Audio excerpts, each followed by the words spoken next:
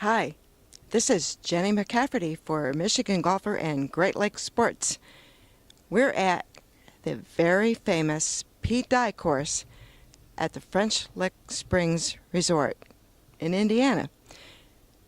At French Lick Springs Resort, you have the original French Lick Hotel, and you also have the recently restored West Baden Hotel.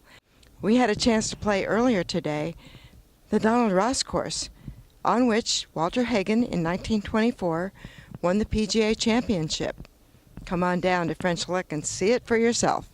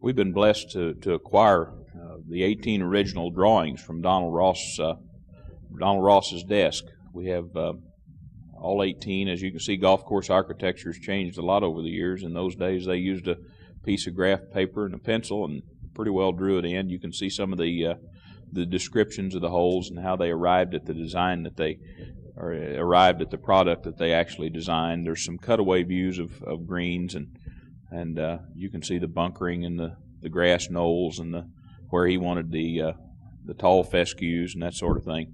You can see the original bunkering on the golf course, and we're using a lot of those sketches today as we go through our bunker renovation project. We're trying to take the course back more to the original, so we're getting a lot of use out of these drawings. But we're probably one of the few golf courses that are lucky enough to have the original drawings of the course. I'd just like to go through some of the memorabilia that I've acquired over time. I've been here for past 25 years and have been able to pick up a few things from the early golf history of French Lick. There are a lot of French Lick historical items around, but there are not very many of the golf items. Got some golf clubs that were made here. These are from 3 different club makers. I understand all these gentlemen were from Scotland, and they all actually worked here at French Lick. The first one is called the Lockwood Special. It's by A.H. Lockwood. It's a putter, and the unique thing about it, it's wood with an ivory face. You can see the ivory. Very, very nice handcrafted piece. Our second one is that looks like it could be a manufactured piece, maybe by a Spalding or a McGregor, but it's an A.C. Tollefson, French Lick, Indiana. It does say hand forged, but it has some of the similar markings of a Spalding from those days, all wooden shaft. Then over here we've got the Pluto Specials. I don't know if you can pick it up or not, Art, but there's the little Pluto guy out on the toe, and then the manufacturer, the forged person, was Frank Adams. And on this club, it's unique because it has the initials of Thomas D. Taggart stamped in the logo as well. So that tells me that it was a pre-1925 or 30 piece right in that area. So it's an early one. Like I said, all with wooden shafts. Then here we've got a couple of scorecards from the original golf courses. And start with the hill course. As you can see, our par now is par 70 and our ladies' par is par 74. But on the original course, the par was 72. Because in those days, it was the belief that they needed to have 2 par 5s on each side. So the 5th and 12th holes flopped back and forth between par 4 and par 5 for years. Now we play them as par 4s. They were pretty short to be par 5s, around 460. Over here then is the Valley course original card. Shows a 6,607 yard course, probably from the tips of the tees there at that time. This is an old advertisement from the Chicago Tribune. This is from about 1912 to 15, somewhere in there. It talks about the golf grounds of the course, so we know that it was pre-1920 because the hill course hadn't come to be yet. Then here we have some old caddy badges. The oldest being the French Lick Golf Club badge up here. It's a metal, all metal. Actually, it's a sterling silver badge. Then as you move through, you've got the French Lick Springs Hotel badge. This is probably 1940. And then here's the Sheraton Caddy badge, which was after 1956. So, you know, a different, little different look. Then up here, this is an old golf member badge. I assume they sold an annual membership, and if you can look at it there, it shows our little Pluto guy on there, and it says on there French Lick Golf Club member. In the upper left here, you see the hill course as it was originally in 1924. This is an actual picture from the 1924 PGA Championship. Quite a difference in the crowd that watched Tiger Woods at Valhalla and at Bethpage this past year. But there were a few spectators, as you can see. The next one over, as I said earlier, the ladies PGA had some roots here in French Lick. Actually came here in 1957. Had another women's tournament here in 1958. I think you can see Patty Berg, who's the second from the left there, and we could probably get the names of all those people. I'm not sure that Babe Zaharias is not right at the center there, about the third from the left. As you can see here in the middle shot, we have a photo from the ninth hole at the Valley Golf Links. We see a young caddy there, and you'll also see Tom Taggart to the left in the picture, who was the owner of the resort at that time. That shot that you're looking at there is of the old clubhouse that burned back in 1939, actually a brick structure bottom side, about 1945. You can see Joe Lewis here, who frequented the golf courses during his period as a heavyweight champion of the world.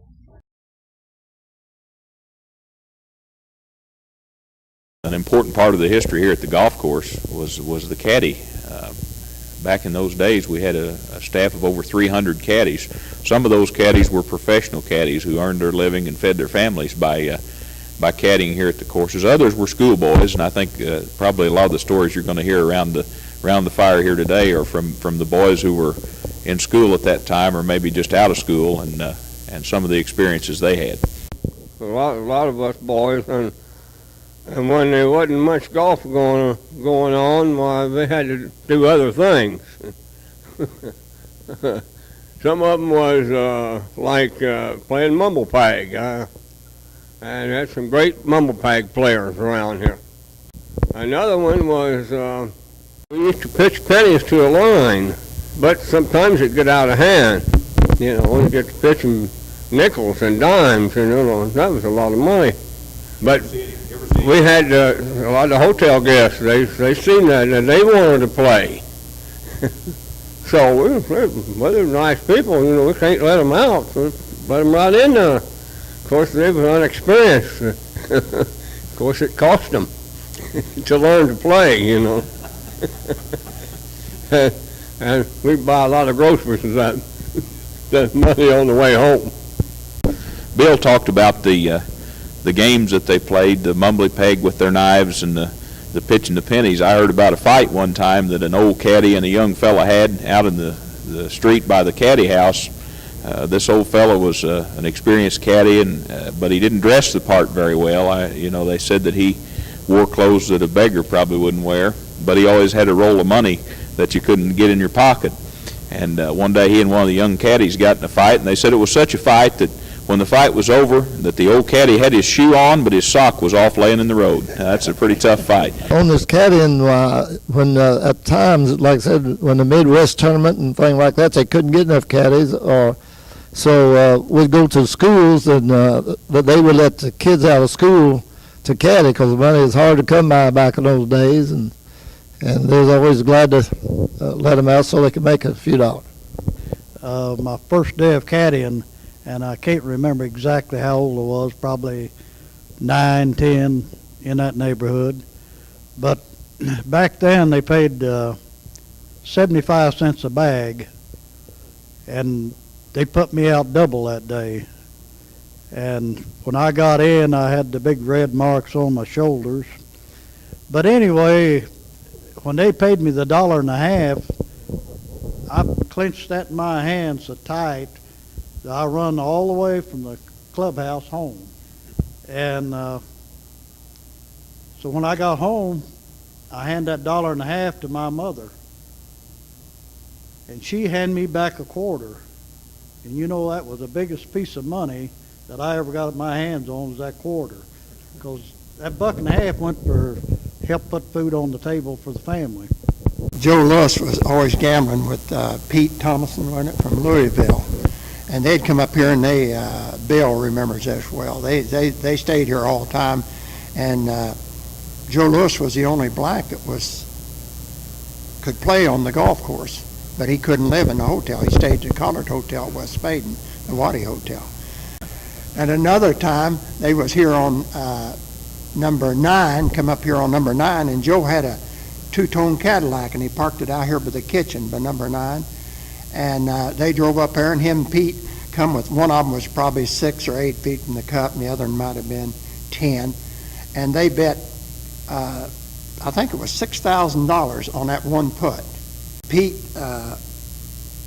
putted, and he put his in. He was closer to the hole. And then Joe putted, and he missed it.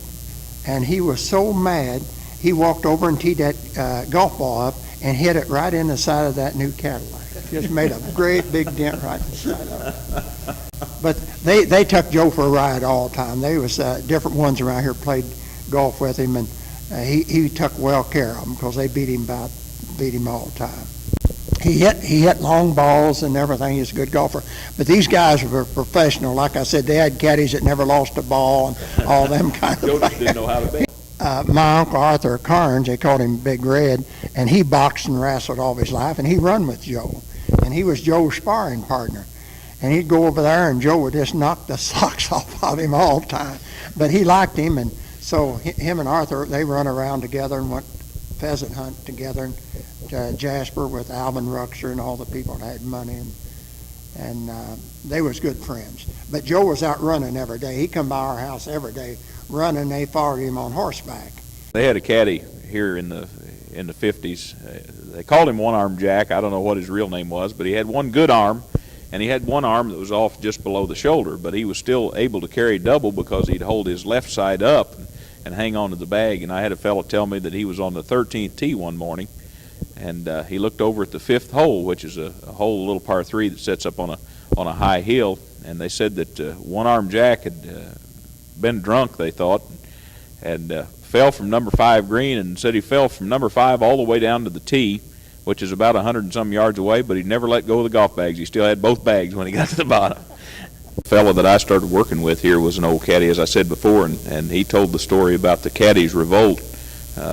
He said it was nothing to find 3 or 4 golf carts in the river in the mornings when you came to work, and there's some wooden bridges on the Valley Golf Course there, and the caddies would at night go out there with spiked nails or long nails and drive up through the wooden boards in the bridge, and the carts would run over them. Of course, it'd flatten all the tires, and they said that the service station across the street, the guy made $1 million just repairing flat tires on golf carts. He told one story that was really good, though, that he got out with a twosome one Sunday morning, and that the other twosome had a golf cart, and said the fellow in the golf cart, every hole would yell over at the other twosome's caddy and say, "Caddy, how far is it?" And he'd tell him, and said the longer it went, the worse it got, and said they finally got to the 4th hole, and said the guy in the cart yelled over and said, "Caddy," said, "what club do I use?" And the caddy yelled back and said, "Why don't you ask that golf cart?"